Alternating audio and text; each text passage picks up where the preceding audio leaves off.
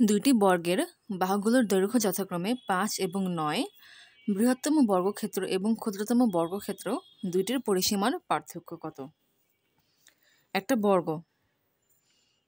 বর্গ হচ্ছে যার 4টা বাহু সমান এবং প্রতিটা কোণ 90 ডিগ্রি।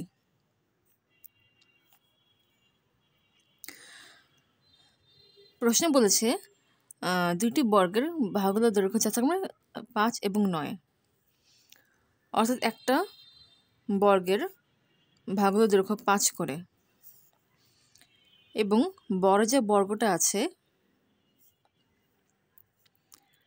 তার প্রতিটা বাহুর দৈর্ঘ্য কত করে? 9 করে।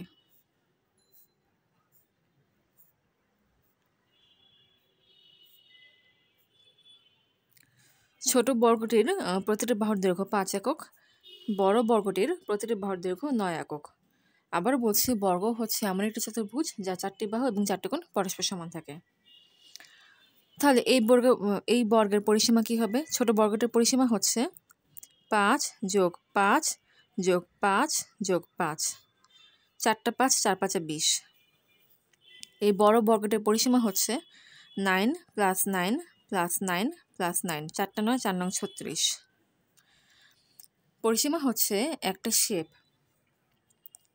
যতগুলো সাইড আছে সবগুলোর যোগফল। এখানে 4টা সাইড, তাই 4টা সাইডের যোগফল হচ্ছে পরিসীমা এই ক্ষেত্রে আর কি। আচ্ছা, কোয়েশ্চেনে বলেছে বৃহত্তম বর্গক্ষেত্র ও ক্ষুদ্রতম বর্গক্ষেত্র দুটির পরিসীমা পার্থক্য কত?